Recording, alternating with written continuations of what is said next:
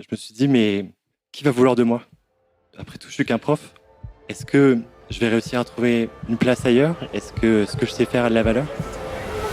Orature. Jérémie, c'est un roi, aussi ingénieur qu'ingénieux, qui s'interroge un peu sur le poids de la couronne et des héritages. Enseigner est une bannière idéale, qui exige que l'on donne beaucoup de soi. Et jusqu'où? Alors Jérémie nous raconte son espoir invaincu de faire famille au travail.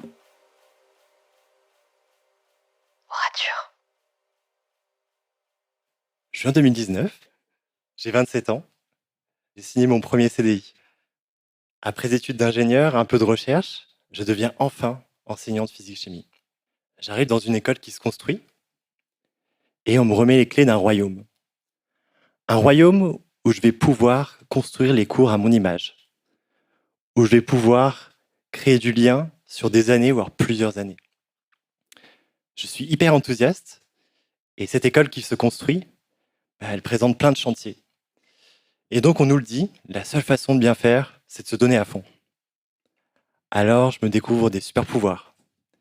Je suis un prof hyper disponible qui cherche à faire les cours les plus adaptés à son public. Je suis un prof principal très à l'écoute. J'essaye de motiver, d'encourager, de dépanner. Et je me découvre aussi une âme de commercial en allant sur les salons et en allant porte ouverte pour vanter les mérites de mon école. Et quand un petit coup de fatigue se présente, la direction nous le rappelle, nous sommes une famille soudée. Pas question que ce projet ambitieux ne tienne que sur quelques épaules. Et effectivement, j'ai la chance de faire partie d'une grande famille, celle qui forme des jeunes, qui essaye de les faire grandir, avec souvent peu de moyens. Bref, je me sens très utile. Et mars 2020 arrive. L'école ferme. Et il faut malgré tout continuer à faire cours. Alors là, c'est le moment où je me dis, bon, on va pouvoir un peu ralentir le rythme et essayer d'absorber la vague qui arrive. Et là, pareil, je me découvre de nouvelles capacités. Faire des petites vidéos pour prendre des nouvelles de mes étudiants. Transformer tous mes cours en polycopiés pour que ce soit beaucoup plus simple à digérer que ces visios imbuvables. Faire des fiches, des schémas, essayer de faire tout en synthétique pour faciliter la vie. Et puis, rester à portée de coup de fil, de mail, pour prendre des nouvelles, encourager. Mon royaume tient bon. Mais en novembre, retour à la maison. L'école ferme. Et là, je sens qu'on n'y va pas avec la même énergie. C'est fini l'excitation du monde d'après. Là, on sait ce qui nous attend. La visio. Et je commence à percevoir dans ma classe de la fatigue, voire de la souffrance. Et quand j'en parle avec mes collègues, je me rends compte que ce que ma famille attend, c'est continuer coûte que coûte, car ce qui compte, c'est la valeur de ce diplôme. Et là, il y a quelque chose en moi qui se brise. Je me dis, mais est-ce que vraiment je suis aligné avec ces valeurs-là? Est-ce que le prix à payer pour continuer à enseigner dans ces conditions-là vaut le coup? Septembre 2021 arrive, j'ai alors 30 ans, et je reprends les cours, mais masqué. Pour moi, c'est un moindre mal parce qu'on peut enfin se retrouver dans la même salle et avoir l'illusion de faire classe. Mais je me rends compte que mon royaume est un peu en ruine.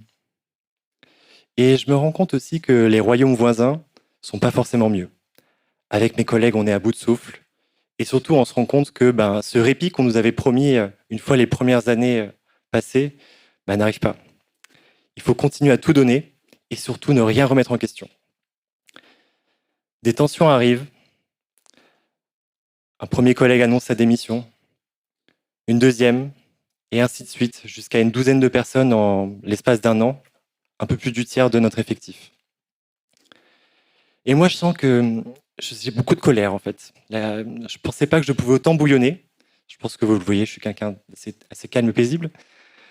Et là, en fait, tout s'enchaîne dans ma tête. J'ai des dizaines de brouillons de lettres de démission qui restent là.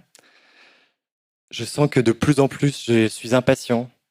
J'ai envie que les choses bougent, mais je ne vois pas de lueur. Alors, je suis face un peu à des dilemmes. Est-ce que j'ai vraiment envie de continuer à enseigner dans ces conditions-là?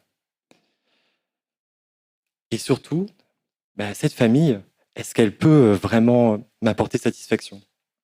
Et j'ai l'impression que, comme peut-être vos familles, qu'elles soient professionnelles ou personnelles, il y a toujours des petites habitudes qui sont installées et on se dit: «Ah mais si on changeait ça, ce serait bien mieux, on serait beaucoup plus harmonieux». Et donc très naïvement, je me suis dit: «Je vais rester et je vais essayer de changer les choses de l'intérieur». Je fais donc 2 choix et aujourd'hui quand j'y repense, je me dis: En fait, j'avais commencé à mettre le pied dehors». Je passe à temps partiel pour avoir du temps et souffler un petit peu et je me syndique, car je me dis qu'en étant plusieurs, on est plus fort. Bonne idée. Alors vous doutez qu'effectivement, ces choix, dans mon organisation, ça n'a pas fait l'unanimité, hein. Et moi, ça m'a quand même donné beaucoup d'énergie à ce moment-là. J'ai eu l'impression déjà de pouvoir m'ouvrir à d'autres choses, de me rappeler que le monde était agréable par plein d'autres aspects. Et j'ai aussi fait intervenir d'autres parts de moi dans ce travail, puisque j'ai découvert ce que c'était que d'avoir des nouveaux leviers pour pouvoir agir, essayer de faire bouger les choses. Et donc, je me suis trouvé de nouvelles vocations. Mais malheureusement, cette énergie n'a pas duré. Et petit à petit, je me suis rendu compte que c'était difficile de faire bouger les lignes. J'ai eu l'impression de me sentir vulnérable, de le montrer, de donner à mes collègues des aspirations, de leur montrer que on était une noble famille et qu'on avait des idéaux à tenir, mais que parfois, c'était compliqué de les traduire. En septembre 2024, j'ai 33 ans, je suis toujours enseignant de physique-chimie, mais plus pour longtemps. Je crois qu'en fait, je ne peux pas tenir face à la charge de travail, à ces dysfonctionnements, je ne peux pas faire bouger. Et puis, je ne me reconnais pas en fait dans l'héritage qu'on veut transmettre.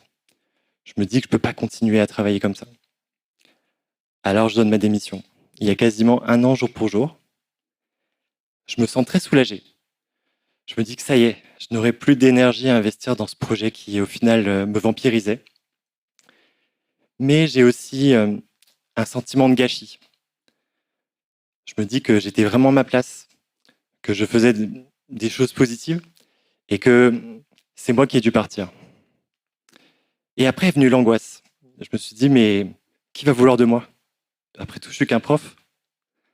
Est-ce que je vais réussir à trouver une place ailleurs? Est-ce que ce que je sais faire a de la valeur? Nous sommes en décembre 2025. J'ai 34 ans et je suis maintenant en alternance. J'apprends à concevoir des parcours de formation dans un garage pour des mécaniciens du futur. Autre ambition, autre public, autre moyen. J'ai la chance de le faire avec des acolytes qui, elles et eux aussi, se posent la question de ce que ça veut dire de bifurquer et de changer de voie. Je me sens aussi chouchouté par mes proches qui m'encouragent dans cette voie. Quand je repense à mon ancien travail, j'ai cette impression d'intensité qui m'écrase. Alors intensité, vous l'avez compris, du fait de la charge, mais aussi intensité parce que dans ce projet, il y avait énormément de parts de moi qui s'étaient cimentées. Dans mon ancien travail, j'étais un prof, certes, mais j'étais aussi un ami de proximité. J'étais un collègue efficace. J'étais un militant déterminé. J'étais un négociateur animé. Et j'étais aussi beaucoup dans l'écoute et l'accompagnement. Aujourd'hui, toutes ces parts de moi, elles ressentent un vide. Alors, ce n'est plus un vide angoissant, mais plutôt un vide qu'elles voient comme une façon de pouvoir se réaligner. Un vide qui peut-être permet à certaines de se cacher, le temps qu'elles se soulagent, et à d'autres de prendre plus de place. Aujourd'hui, je côtoie une nouvelle famille, et cette famille, ce que j'apprécie, c'est qu'elle ne cherche pas l'exclusivité de moi. Elle laisse sa place à ce qui doit venir, et le reste pourra s'exprimer ailleurs. Je garde cette envie de faire famille au travail, Et je sais que l'histoire continuera de s'écrire.